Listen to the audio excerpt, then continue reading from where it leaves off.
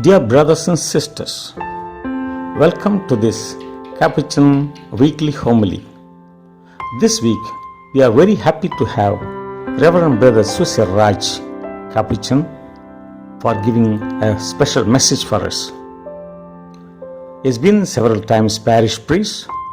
He gives retreat to India and abroad.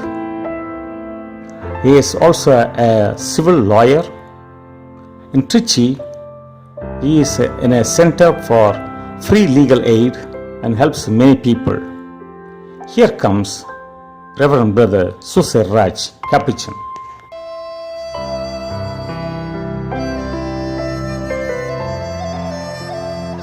My dear brothers and sisters, in today's Gospel, we find the parable of the sower.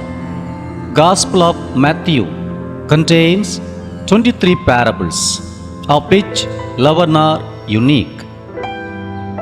Our Lord Jesus tries to convey the messages to the people and to his disciples through the parables. One among them is parable of sower.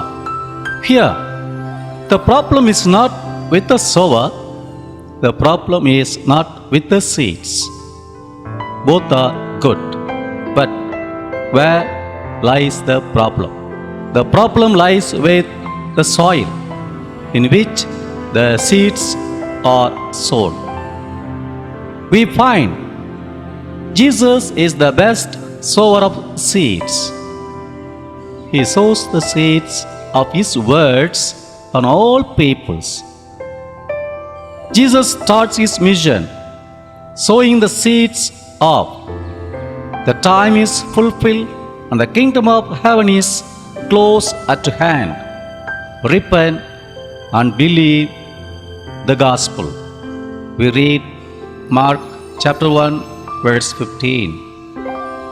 The word of God was sown on everyone, irrespective of groups, race, etc.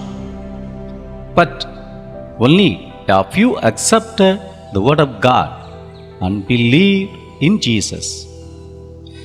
Pharisees and Sadducees did not accept Jesus.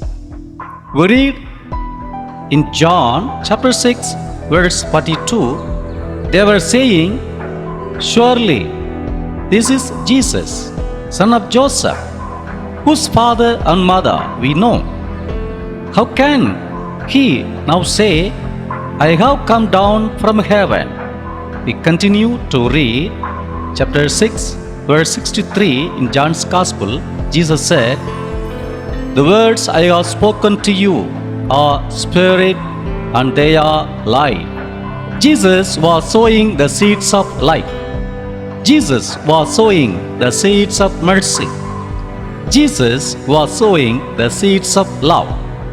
Jesus was sowing the seeds of forgiveness. Jesus was sowing the seeds of spirit. But even the disciples did not understand and did not accept. Jesus was sowing the same seeds on his own disciples. But seed did not sprout on many. We read in John's Gospel, 6th chapter, 64 verse, Jesus said, "There are some of you who do not believe." Jesus knew the seeds that he had sown on his own disciple did not work out. We too continue to read in John's Gospel, 6th chapter, 66 and 67. After this, many of his own disciples went away and accompanied him no more. Jesus said to the 12, "What about you? Do you want to go away from me?" Yes, my dear brothers and sisters, Jesus knew the seeds that were sown on his own disciple did not work out. The same seeds are sown by Jesus are nests. we are the soil. We must allow the seeds to sprout and bear fruits. What kind of fruits that we should bear? In Galatians chapter 5, verses 22 to 23, we read, the fruits are love, joy, peace, patience, kindness, goodness, and truthfulness. Yes, my dear brothers and sisters, if we allow the seeds to sprout that are sown upon us through the Word of God, we will bear fruits and we will be the witness to Jesus. Dear brothers and sisters, we have listened to an excellent message that God sows the seed. We are the seeds. We are brought to be fruitful, to bear much fruit. We have the capacity to bear fruit. Let's conclude this message with a short prayer.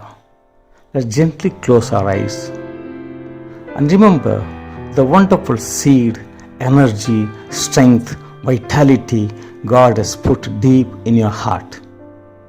You are here on earth as a wonderful seed. He has brought you up safely and securely so that you may bear fruit. Oftentimes, we neglect what is around us, what is within us, what is above us, what is below us. God is trusting us. He has sown this seed of you and me for a specific purpose. We have the capacity to bear fruit. We always something special to contribute to the world, to the people around, to the family people, to the loved ones, to the family members, to the troublemakers, to anyone with whom we are in difficulties. God looks at us with compassion, with gentleness, with trust, with a deep confidence that we can change the world. Yes, God gives us the energy through His Holy Spirit so that we become fruitful. Remember one positive energy that is in you already, which can reach out to some people today, which can change the minds of the people, which can touch the hearts of the people. Remember to have one act of charity per day, one act of contribution to the people in need every day. Ultimately, at the end of the week, you would have done 7 times charity activities, 7 times contribution to the society. The life of virtue, the life of holiness begins now. You are a fruitful person. You are a loved person. You are a genuine person.